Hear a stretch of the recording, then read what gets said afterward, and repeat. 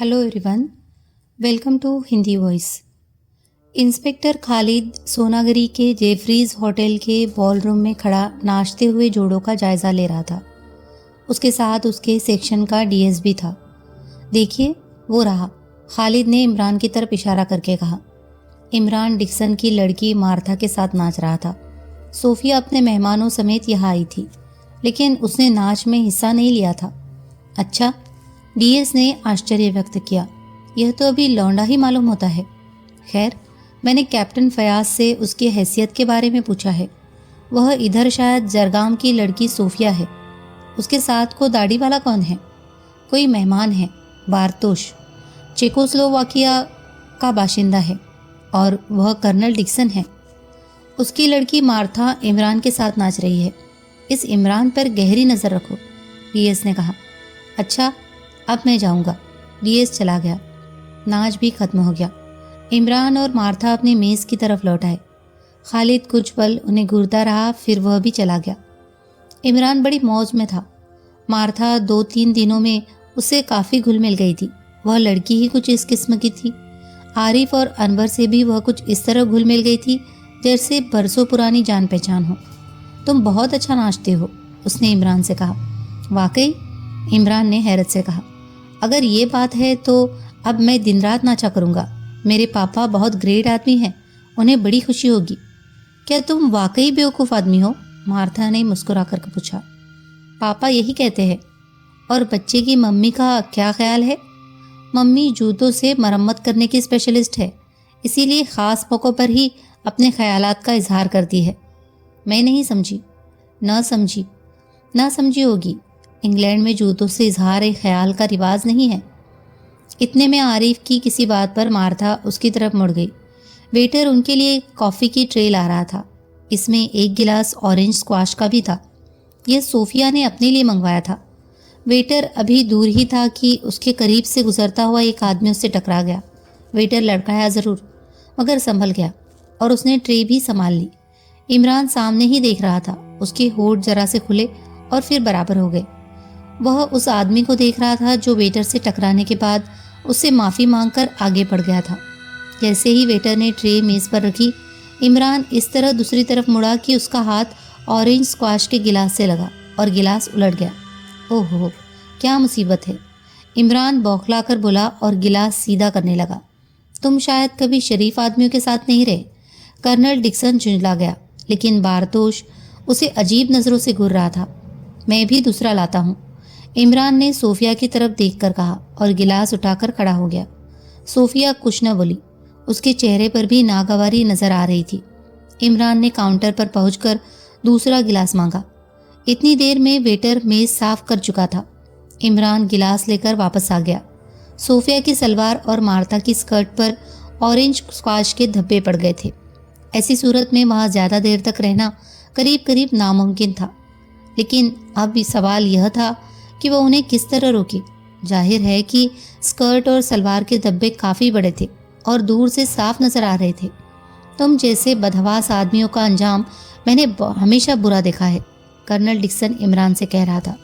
हाँ, इमरान सिर हिलाकर बोला। मुझे इसका तजुर्बा हो चुका है। एक बार मैंने संख्या के धोखे में लेमन ड्रॉप खा लिया था। मार्था झल्लाट के बावजूद मुस्कुरा पड़ी।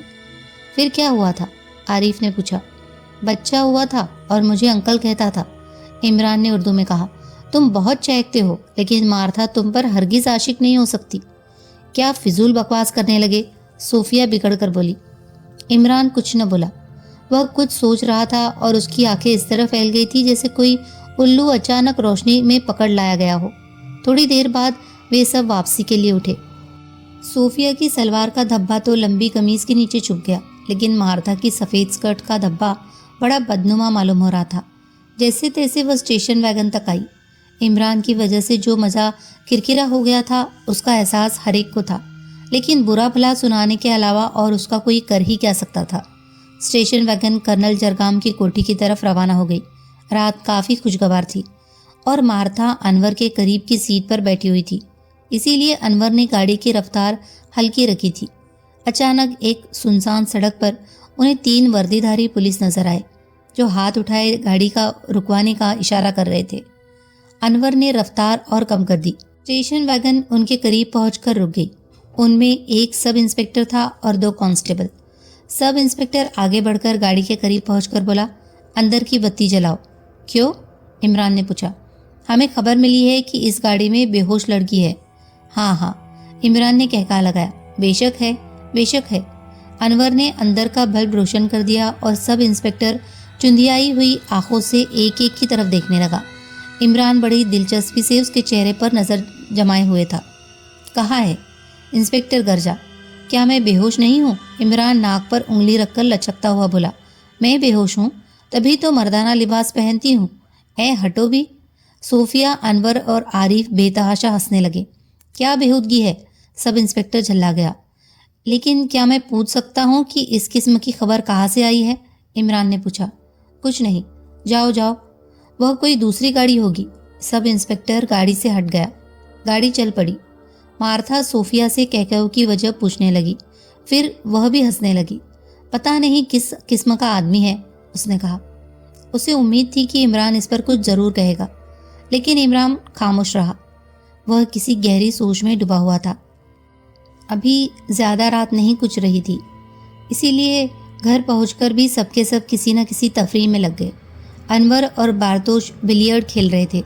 डिक्सन और आरिफ ब्रिज खेलने के लिए सोफिया और मार्था का इंतजार कर रहे थे, जो कपड़े बदलने के लिए अपने कमरे में चली गई थी। थोड़ी देर बाद इमरान ने मार्था के कमरे में दरवाजे पर दस्तक दी। कौन है? अंदर से आवाज़ आई। इमरान दी ग्रेटफुल। क्या बात है? मार्था ने दरवाज़ा खोलते हुए पूछा। वह अपना स्कर्ट तब्दील कर चुकी थी। मुझे अफसोस है कि मेरी वजह से तुम्हारा स्कर्ट खराब हो गया। कोई बात नहीं। ओ नहीं, लाओ स्कर्ट मुझे दो, वरना वह धब्बा बिल्कुल खराब हो जाएगा। अरे नहीं, तुम उसकी फिक्र न करो, लाओ तो, वरना मुझे और ज़्यादा अफसोस होगा। तुमसे तो पीछा छुड़ाना मुश्किल हो जाता है। थोड़ी नानुकुर के बाद मार्था ने अपने स्कर्ट इमरान के हवाले कर दिया। अब वह सोफिया के कमरे में पहुंचा। उसने एक हाथ में मार्था का स्कर्ट था और दूसरे हाथ में दूध की बोतल। ये क्या? सोफिया ने हैरत से पूछा। धब्बा छुड़ाने जा रहा हूँ, लाओ तुम भी सलवार दे दो। क्या बेतुकी बात है इमरान साहब, सचमुच आप कभी कभी बहुत बोर करते हैं। नहीं, लाओ, पानी नहीं लगेगा, दूध से साफ करूँगा। मैं कुछ नहीं जानती, सोफिया भन्ना गई। इमरान ने सलवार उठा ली, जो अभी कुर्सी के हत्थे पर पड़ी हुई थी। सोफिया उकताए हुए अंदाज में उसकी हरकतें देखती रही। उसने एक बड़े प्याले में दूध उलटकर धब्बों को मलना शुरू किया। थोड़ी देर बाद धब्बे साफ हो गए। सोफिया की बड़ी बालों वाली ईरानी बिल्ली बार बार प्याले पर झपट रही थी। इमरान उसे हटाता जाता था। जब अपने काम से फारिग हो चुका तो बिल्ली दूध पर टूट पड़ी। इस बार इमरान ने उसे नहीं रोका। क्या पानी से नहीं कर सकते थे? आखिर आपको अपनी बेवकूफ़ी जाहिर करने का इतना शौक क्यों है? सोफिया बोली। हाय, तो क्या मैंने कोई बेवकूफ़ी की है? इमरान ने आश्चर्य व्यक्त किया। खुदा के लिए बोर मत कीजिए, सोफिया ने बेचारी से कहा। आदम ने जब उस दरख्त के करीब जाने में हिचकिचाहट जाहिर की थी, हवा ने भी यही कहा था। सोफिया कुछ न बोली। उसने बिल्ली की तरफ देखा, जो दूध पीते पीते एक तरफ लुढ़क गई थी। अरे यह उसे क्या हो गया? वह उठती हुई बोली। कुछ नहीं। इमरान ने बिल्ली की टांग पकड़कर उसे हाथ में लटका दिया। क्या हुआ इसे? सोफिया चीख कर बोली। कुछ नहीं, सिर्फ बेहोश हो गई है। अल्लाह ने चाहा तो सुबह से पहले होश में नहीं आएगी। आखिरी आप क्या कर रहे हैं? सोफिया के लहजे में आश्चर्य मिश्रित झुंझलाहट थी। नकली पुलिस वाले एक बेहोश लड़की हमारी गाड़ी में ज़रूर पाते, मगर मैं इस तरह लटका न सकता था। क्या? सोफिया आंखें फाड़ कर बोली। तो यह धब्बा? जाहिर है कि वह अमृत धारा के धब्बे नहीं थे, लेकिन इसका मतलब तुम्हारा अगवा। लेकिन मैंने उनकी नहीं चलने दी। आपने जानबूझकर गिलास में हाथ मारा था? हाँ, इमरान सिर हिलाकर बोला। कभी कभी ऐसी बेवकूफ़ी भी सरजद हो जाती है। आपको मालूम कैसे हुआ था? इमरान ने एक अज्ञात आदमी के वेटर से टकराने की दास्तान दोहराते हुए कहा। मेरी बाई आँख हमेशा खुली रहती है। मैंने उससे गिलास में कुछ डालते देखा था। सोफिया खौफजदा नजर आने लगी। इमरान ने कहा, ओह डरो नहीं, लेकिन तुम्हें हर हाल में मेरा पाबंद रहना पड़ेगा। सोफिया कुछ न बोली। वह इस बेवकूफ़ जैसे अक्लमंद आदमी को हैरत से देख रही थी। और हाँ देखो, इस वाक़ये का जिक्र किसी से न करना, इमरान ने बेहोश बिल्ली की तरफ इशारा करके कहा। आरिफ, अनवर से भी नहीं। नहीं करूँगी इमरान साहब, आप वाकई ग्रेट हैं। काश मेरे पापा भी यही समझते, इमरान ने गंभीर लहजे में कहा। इंस्पेक्टर खालिद ने बहुत जल्दी में फ़ोन का रिसीवर उठाया। मैं खालिद हूँ, उसने माउथपीस में कहा। क्या आप फ़ौरन मुझे वक्त दे सकेंगे? उसी तेज़ी से रिसीवर रखा और कमरे से निकल गया। डीएस के अर्दली ने उसके लिए चिक उठाई और वह अंदर चला गया। डीएस ने सिर के इशारे से बैठने को कहा और पाइप को दांतों से निकालकर आगे झुक गया। कनक, जरगाम का मामला बहुत ज़्यादा उलझ गया है, खालिद बोला। क्यों, कोई नई बात? जी हाँ, और बहुत ज़्यादा अहम। मैंने कर्नल के नौकर को टटोलने की कोशिश की थी, आखिर एक ने उगल ही दिया। कर्नल कहीं बाहर नहीं गया, बल्कि यकायक गायब हो गया है। खूब, डीएस ने पाइप एस्ट्रे में उलटते हुए कहा और खालिद की आंखों में देखने लगा। वह अपने मेहमानों को लेने के लिए अकेला स्टेशन गया था, फिर वापस नहीं आया? वाह, डीएस उंगली से मेज़ खटखटाता हुआ कुछ सोचने लगा। फिर उसने कहा, उसके घर वालों को तो बड़ी फिक्र होगी। कतई नहीं, यही तो हैरत की बात है। हम डीएस ने पैर फैलाकर लंबी अंगड़ाई ली और कुर्सी की पीठ से टिक गया। फिर तुम्हारा क्या ख्याल है? डीएस ने थोड़ी देर बाद पूछा। मैं अभी तक किसी नतीजे पर नहीं पहुंच सका। वाह, यह भी कोई मुश्किल मसला है, डीएस मुस्कुराया। कर्नल जरगाम भी शिफ्टेन की धमकियों से न बचा होगा, लेकिन वह गायब हो गया। उसने पुलिस को खबर नहीं दी, दूसरों ने पुलिस को खबर दी थी और वे सब मौजूद है। इस लाइन में सोचने की कोशिश करो। मैं सोच चुका हूँ और फिर भी किसी खास नतीजे पर नहीं पहुँचे। जी नहीं। कमाल है। अरे भाई, ये तो बहुत ही साफ इशारा है। आपकी रहनुमाई कीजिए। मेरी तो अभी शुरुआत है, आप ही से तो सीखना है मुझे, खालिद ने कहा। देखो, तुम तो ऐसे आदमियों के नाम धमकी के खत लिखो जिनमें से एक तुमसे वाकिफ हो और दूसरा ना वाकिफ। तुम अपनी मौजूदा हैसियत में दोनों को लिखते हो कि वे खतरे में हैं और किसी वक्त भी गिरफ्तार किए जा सकते हैं। वह शख्स जो तुम्हें नहीं जानता उसे मजाक समझेगा, यही सोचेगा कि किसी ने उसे बेवकूफ़ बनाया है, लेकिन उस शख्स पर उसका क्या असर होगा जो तुमसे और तुम्हारे ओहदे से बखूबी वाकिफ है? बदहवास हो जाएगा, खालिद बोला। ठीक, उसी तरह शिफ्टेन के मामले को ले लो। हमारे लिए भी यह नया नाम है।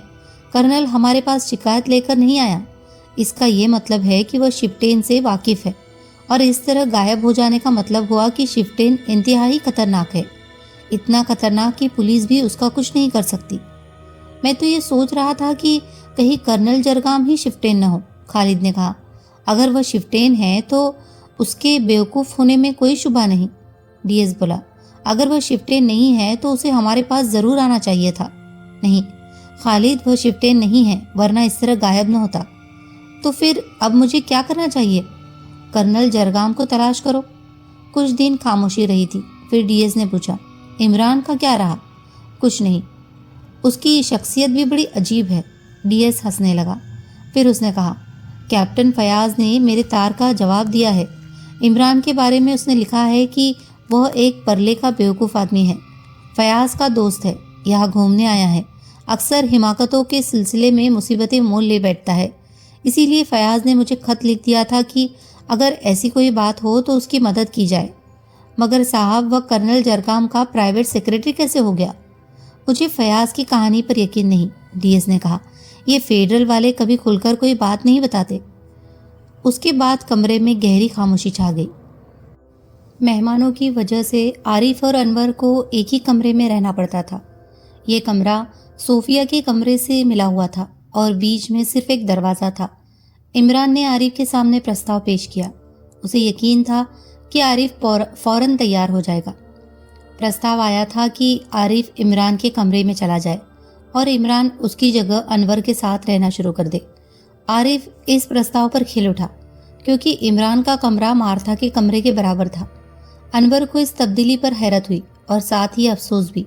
वो सोच रहा था कि काश इमरान ने अपनी जगह उसे भेजा होता। आखिर आपने वह कमरा क्यों छोड़ दिया? अनवर ने उससे पूछा। अरे भाई, क्या बताओ, बड़े डरावने ख्वाब आने लगे थे, इमरान ने संजीदगी से कहा। डरावने ख्वाब? अनवर ने आश्चर्य प्रकट किया। हाँ, क्यों नहीं, मुझे अंग्रेज़ लड़कियों से बड़ा डर लगता है। अनवर हंसने लगा, लेकिन इमरान की गंभीरता में कोई फ़र्क नहीं पड़ा। थोड़ी देर बाद अनवर ने कहा, लेकिन आपने आरिफ को वहाँ भेजकर अच्छा नहीं किया। अच्छा, तो तुम चले जाओ, मेरा ये मतलब नहीं, अनवर हकलाया। फिर क्या मतलब है? आरिफ कोई काम सोचकर नहीं करता। हाय, तो क्या मैंने उसे वहां कोई काम करने के लिए भेजा है? मतलब ये नहीं, बात ये है। तो वही बात बताओ, बताओ ना, कहीं वह कोई हरकत न कर बैठे। कैसी हरकत? इमरान की आंखें और ज्यादा फैल गई। ओह, आप समझे ही नहीं या फिर बन रहे हैं? मेरा मतलब है कहीं वह उस पर डोरे न डाले। ओह, समझा।